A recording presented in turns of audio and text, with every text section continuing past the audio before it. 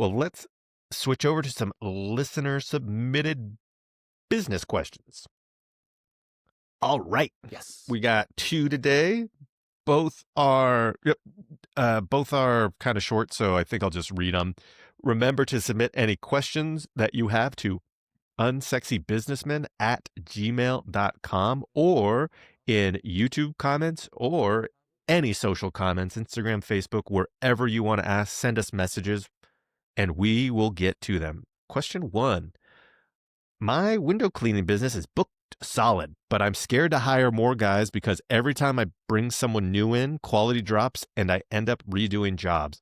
How do I scale without losing the consistency that got me here? Listen to our last podcast where we talk about, or whatever podcast about standard operating procedure. That I ran into the same issue. And what I learned from is like you have a SOP, and maybe right now you're not training people long enough. And not only that, but spot checking their work. So even if you've done, like, let's say it's a week worth of training, you're comfortable with them doing their own thing. If you don't follow up with those employees on some sort of spot kind of check, they'll start doing, it's almost like human nature. You do the least amount possible to still keep your job.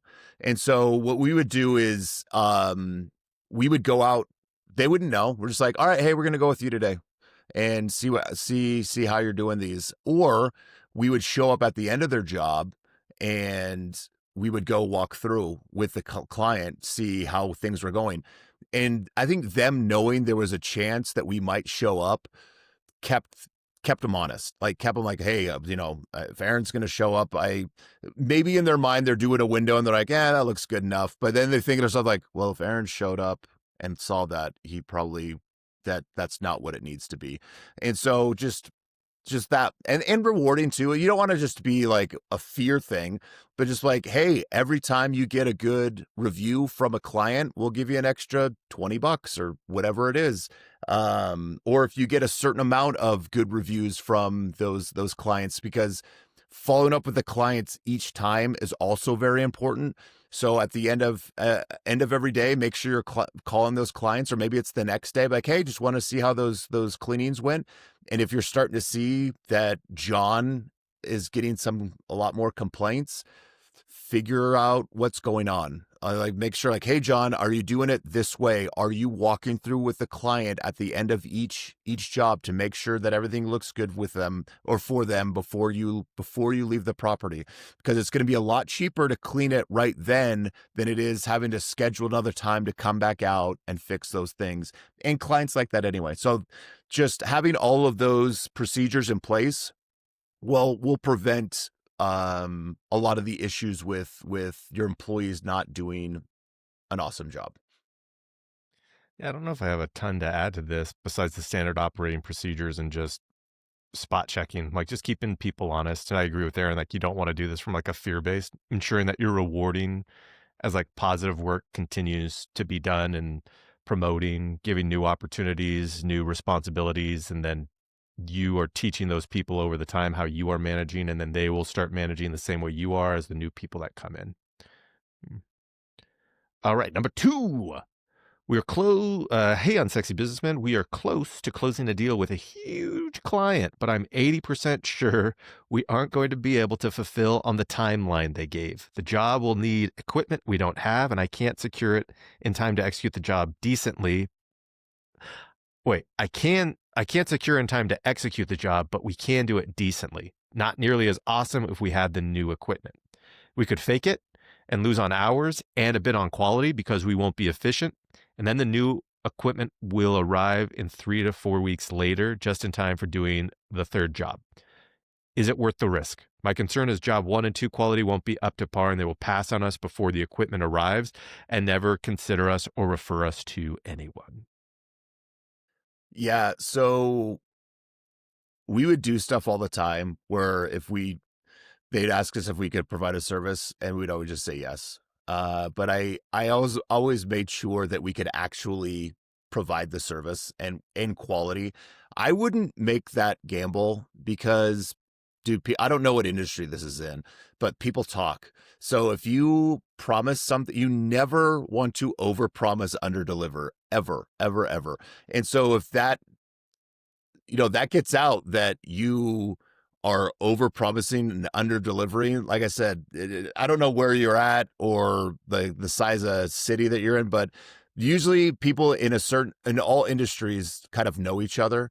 And if you were to do that, and it's just going to become a giant headache and giant nightmare to try and fix all of these mistakes, I would talk to them and see if there's a way you could push the timeline. I'm like, hey, we have this new equipment coming. It's going to, allow us to do a much better job. Are you okay with waiting a couple of weeks? What does it say, 2 or 3 weeks before the stuff gets there? Mhm. Are you okay with waiting for that? And just being honest with them. You just want to, that's one of the things we talk about. Provide good service, be honest, and be normal. And you are already not doing two of those things. So you're Yeah, not being honest, and I think you're that's the not simple providing good answer is service. what you just said there. Like, just talk to them and say 2 to 3 weeks. Yeah, Like, if they've gotten to this stage where they're about to close with you, I don't think it's going to be a deal breaker. I've never in my entire career, in fact, I just had to do it recently, been upfront with someone and said, "Hey, we promised that we were going to have X thing delivered by this date. We can still have X thing delivered by this date. I do not think the quality of it is going to be up to the standards that we want. Can we have 1 to 2 more days to get it?" I have said that. I've done that a few times. I haven't done this isn't like every single project that we work on. Obviously, that would be a problem. But when I truly believe that our quality is not going to meet the standards that I want it to be at, there's not been a single time that a client has said, "No, we want it on the actual delivery date." They have always said, "Thank you for being transparent. And yes, we are willing to wait for a better quality thing 2 days later." Now it's going to become problematic if you were going to give them like yeah, we aren't going to have this equipment for a year.